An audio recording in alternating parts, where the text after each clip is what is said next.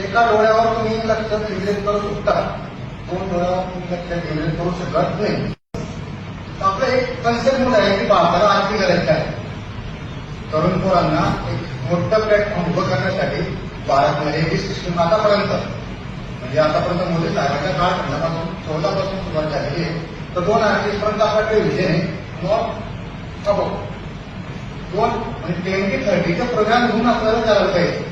तर आपण बाकीच्या अमेरिका, चायना, जपान आपल्या पुढे गेलेले त्याच्या पुढे गेलेले काय भारताला सगळ्यात मोठा पाया भेटला आहे आयटी सेक्टरचे डायलॉग जाऊन प्रत्येक शाळांमध्ये कॉलेजमध्ये जाऊन दोन सेक्टर काय काम करू शकते फ्युचरमध्ये भारतामध्ये रोबोटिकमध्ये इलेक्ट्रॉनिक्स फील्डमध्ये आपल्याला कसं वर्णन करता येईल.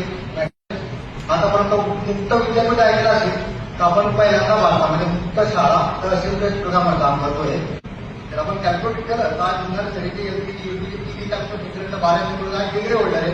ओपन स्कूल म्हणजे प्रत्येक तहसीलमध्ये ओपन स्कूल राहील. त्या ओपन स्कूलच्या अंडरमध्ये ऑल तहसीलमध्ये एज्युकेशन हवे.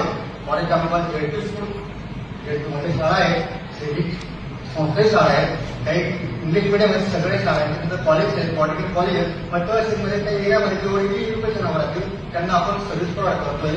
ERT ओपन स्कूल म्हणजे तहसील प्रोग्राम रिसर्च एज्युकेशन एक मागणी की आपण तहसील लेवलला जे DRT स्कूल घेत आहे फॉर एक्झाम्पल म्हणजे ऑनरशिप देत आहेत आपण 2,30,000 त्यांच्याकडून घेतोय. त्यांना आपल्याला त्यांना आपल्याला उद्योजक कसं उभं करता येईल. कंपनीत मदत न करा तुम्ही ते उद्योजक आम्ही उभे करतोय. रोजगार संधी उपलब्ध करतोय मार्केटमध्ये औद्योगिक संधी उपलब्ध करतोय. त्या लोकांना तुम्हाला काय मदत करता येईल आज नाही तुमच्याकडून कमिटीला ते माहिती. Thank you very much.